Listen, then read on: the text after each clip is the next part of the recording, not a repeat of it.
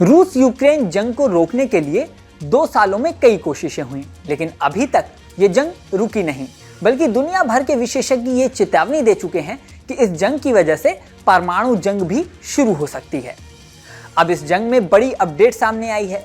इस जंग के बीच एक ऐसी घटना हुई है जिससे अमेरिका, यूरोप की नजरें इस बात पर लग गई हैं कि अब इस जंग में क्या होने वाला है।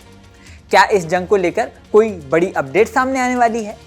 दरअसल रूस के राष्ट्रपति व्लादिमीर पुतिन के सबसे खास दोस्तों में शुमार हंगरी के पीएम विक्टर ऑर्बन यूक्रेन पहुंच गए हैं। विक्टर ऑर्बन फिलहाल यूक्रेन की राजधानी कीव पहुंचे हैं। उन्होंने यूक्रेन के राष्ट्रपति जेलेंस्की से मुलाकात की है। मीडिया रिपोर्ट्स के अनुसार उन्होंने कहा कि मैंने राष्ट्रपति से इस बारे में सोचने के लिए कहा कि क्या हम युद्ध को रोक सकते हैं। मैंने उनसे मॉस्को के साथ शांति वार्ता को गति देने का आग्रह किया।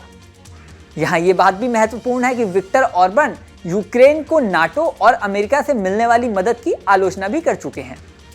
उन्होंने जेलेंस्की से मुलाकात के बाद ये भी कहा कि मेरी राष्ट्रपति जेलेंस्की से इस मामले में बातचीत हुई है, जिसके लिए मैं राष्ट्रपति का आभारी हूँ। जेलेंस्की से ऑर्बन की मुलाकात इसलिए भी महत्वपूर्ण है क्योंकि ये पुतिन के सबसे करीबी दोस्तों में गिने जाते हैं।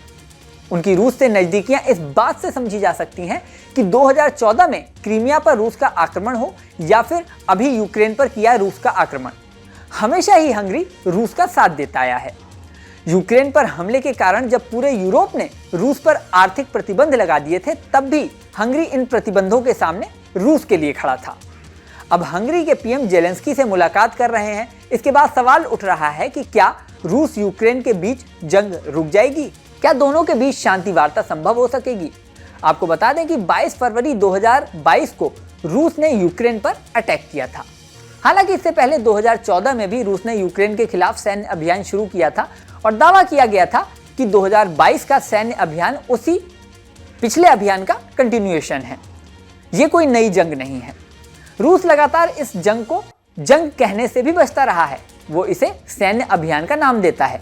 हालांकि यूक्रेन इसे खुद पर अटैक मानता है। शुरू में सामरिक विशेषज्ञों ने यह माना था कि यूक्रेन ज्यादा दिन इस जंग में टिक नहीं पाएगा, लेकिन अमेरिका और नाटो देश यूक्रेन को सैन्य सहायता देने लगे।